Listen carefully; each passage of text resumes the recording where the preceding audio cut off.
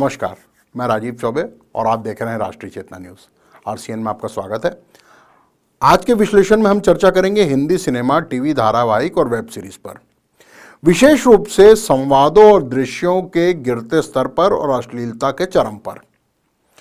आज चर्चा करेंगे उस समस्या पर जिसका मुंह सुरसा की तरह खुलता ही जा रहा है और पिछले 7-8 सालों में यह मुंह इतना बड़ा हो गया है कि हमारी भाषा, संस्कृति, सामाजिक शिष्टाचार और अदब को लगभग निगल चुका है। सबसे बड़े आश्चर्य की बात यह है कि इस गंभीर विकृति के खिलाफ अब तक समाज के किसी भी हिस्से से कोई आवाज नहीं उठी है। हिंदी सिनेमा का शुरुआती दौर धार्मिक कथाओं पर आधारित सिनेमा का था।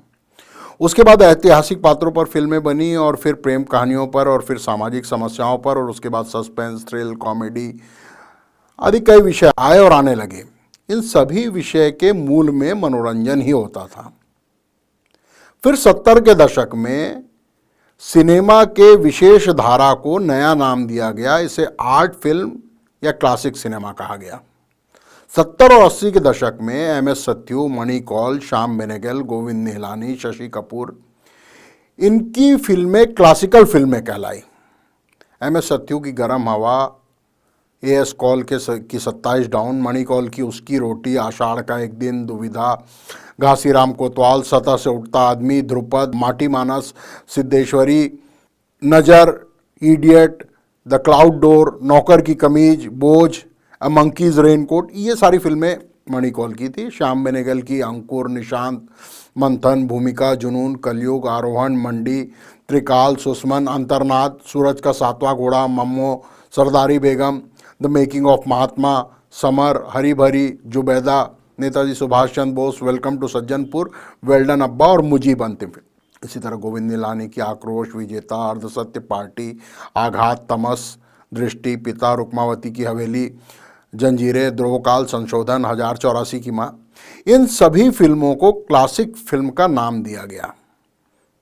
मैं इसको कभी नहीं स्वीकार सकता कि ये फिल्में ही क्लासिक फिल्में थी या 70 के दशक में ही ये क्लासिक फिल्म, क्योंकि यदि क्लासिक फिल्मों का निर्माण 70 के दशक में आरंभ हुआ तो फिर 40 के दशक से बड़े फिल्मकारों ने जो कालजयी फिल्में बनाई, हम उसे क्लासिक सिनेमा नहीं मान रहे हैं।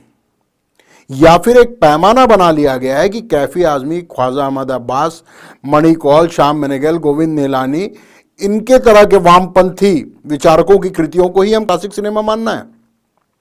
ऐसे में मेरा प्रश्न लाजमी है कि यदि 70 के दशक से ही क्लासिक फिल्में बनी तो सोहराब मोदी की पृथ्वी वल्लभ, कुंदन, वी शांताराम की 2 आंखें 12 हाथ, बिमल रॉय की 2 बीघा जमीन, परिणीता, बंदिनी, सुजाता, देवदास, उसने कहा था, राज कपूर की जागते रहो, तीसरी कसम, जिस देश में गंगा बहती है, गुरुदत्त की प्यासा, कागज के फूल, साहेब बीवी और गुलाम, बी.आर. चोपड़ा की नया दौर, देवानंद की गाइड, महबूब खान की मदर इंडिया, ऋषिकेश मुखर्जी की सत्यकाम, आनंद, आलाप, गुलजार की मेरे अपने, कोशिश, आंधी, क्या ये क्लासिकल फिल्में नहीं थी?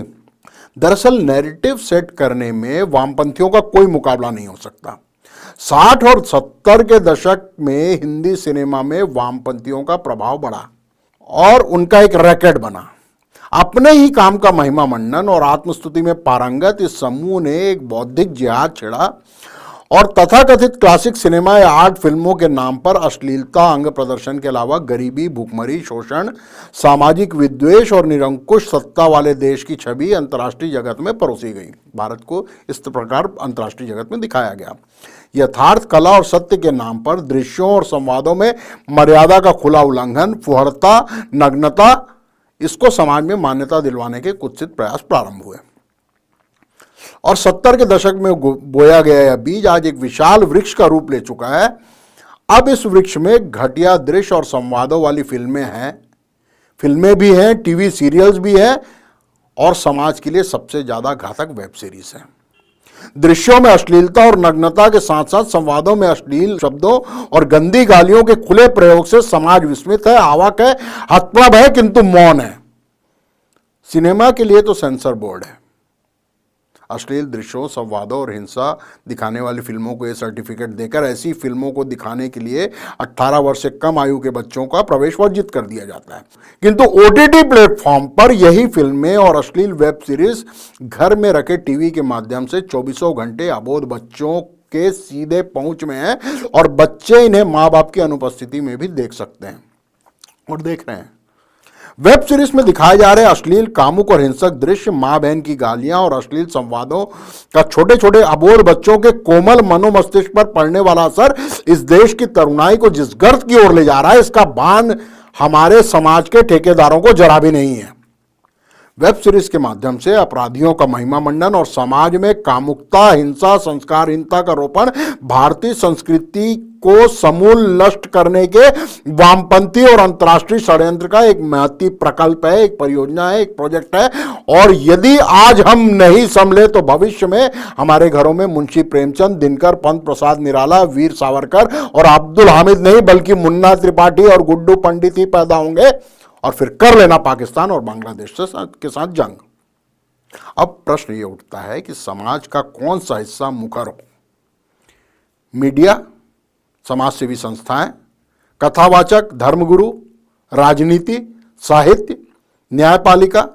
हर चूहे का प्रश्न है कि बिल्ली के गले में घंटी कौन बांधे। कैसी विचित्र विडंबना है।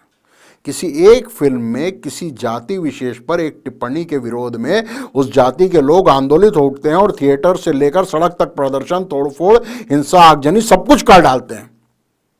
और जब पिछले कुछ सालों से लगभग सभी फिल्मों और खासकर वेब सीरीज में मर्यादाओं के सारे बांध टूट चुके हैं, दृश्यों और संवादों में असभ्यता और अश्लीलता अपने चरम पर है, संप्रेषण के सबसे सशक्त माध्यम जो समाज को सबसे तीव्रता के साथ प्रभावित करता है, वह पूर्णतः निरंकुश होकर हमारी संस्कृति को भेद रहा है, छेद रहा है, तार तार कर रहा है और हम सब तमाशबीन बनकर खड़े हैं। और सबसे ज्यादा विस्मय इस बात का है कि इस कुव्यवस्था को नियंत्रित करने के सारे अधिकार केंद्र सरकार के पास है। वर्तमान में जिस पार्टी की केंद्र में सरकार है वो इस देश में धर्म और संस्कृति की सबसे बड़ी रक्षक कहलाती है और पिछले 11 सालों में केंद्र में भारतीय जनता पार्टी की सरकार है और इस अश्लीलता की मूक दर्शक बने बैठी है। और फिर भारतीय जनता पार्टी को भारतीय संस्कृति से विमुख ना होने देने के लिए समय समय पर गाइडलाइन जारी करने वाले उसके मातृ संगठन को भी इसकी गंभीरता का आभास नहीं है और वो इस समस्या से बेपरवाह है।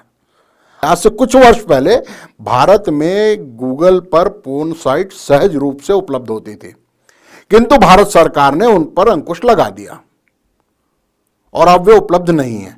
जब अंतर्राष्ट्रीय साइट को आप नियंत्रित कर सकते हैं तो भारत में बनने वाले वेब सीरीज आपके नियंत्रण से बाहर कैसे हैं?